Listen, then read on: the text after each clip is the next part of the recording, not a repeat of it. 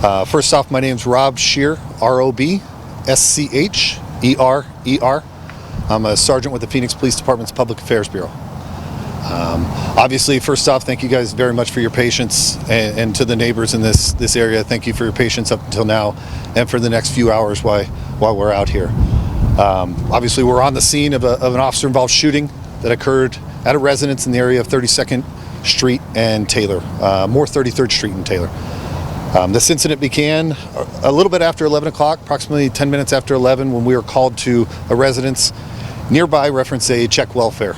Details on the call indicated that a residence in this area had water actually running out of it. Two officers arrived on scene, attempted to make contact with those inside the house via the front door and the back door. At one point, while in the back of the residence, at the back door, the officers made contact with an adult male inside and began to speak with him.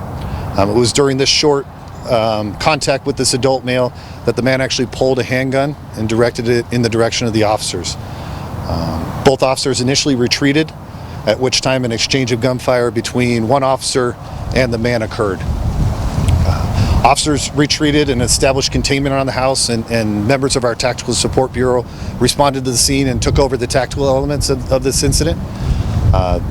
The man involved in the shooting was ultimately located inside the residence with at least one gunshot wound, and he was pronounced deceased on scene.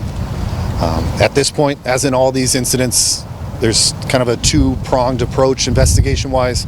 We do have a criminal investigation ongoing, along with an internal investigation, and both will be conducted as we speak throughout, the scene and the residence and so forth. And again, as in these scenarios, this will take a good amount of time, at least a couple more hours. We appreciate the patience of the neighbors inside this area.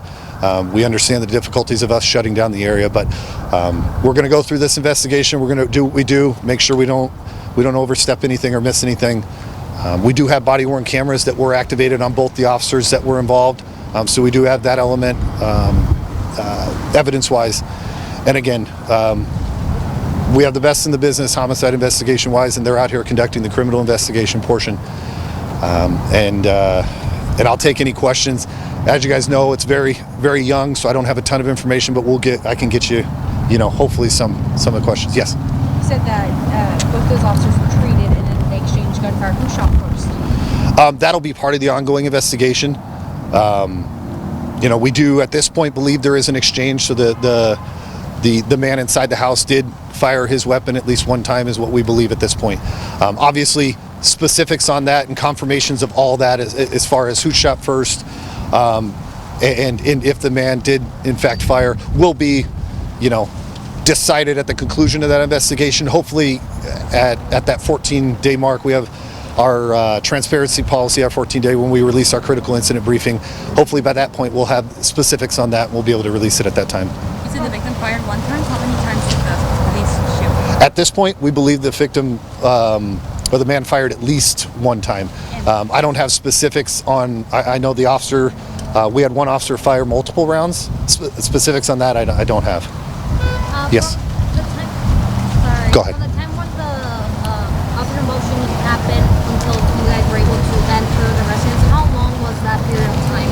It was a little bit more than an hour. And in situations like this where there's a critical incident or a violent interaction like that,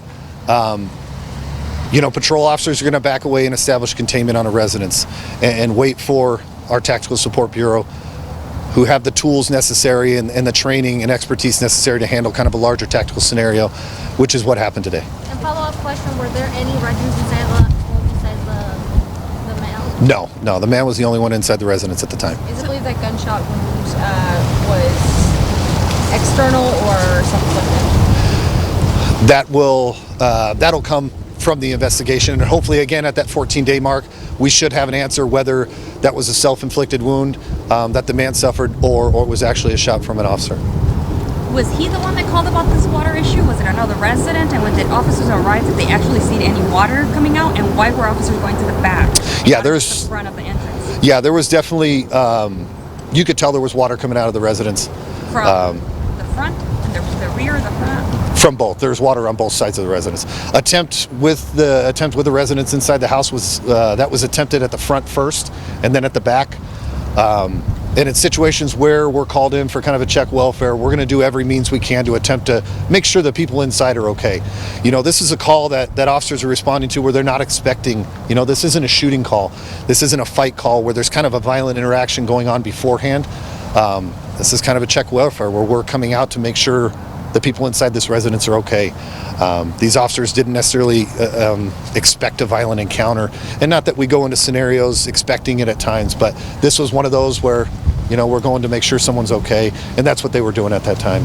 And you said so there was another resident nearby that called in to help? Yeah, I don't believe it was the person inside the resident. It was a resident that kind of noticed the water coming out. Did they make contact with them? Like, how long would you say that period was that they were looking around trying to get an entry, see the water was coming from? Like, how long was the interaction with this? So the call originally came in at 11:11. Contact, or the officer involved shooting, happened around 11:25, 11:24.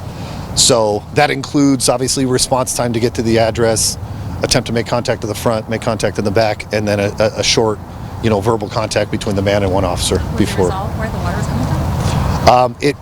We solved it by turning the water off to the residents, but that specifically hasn't been resolved. No.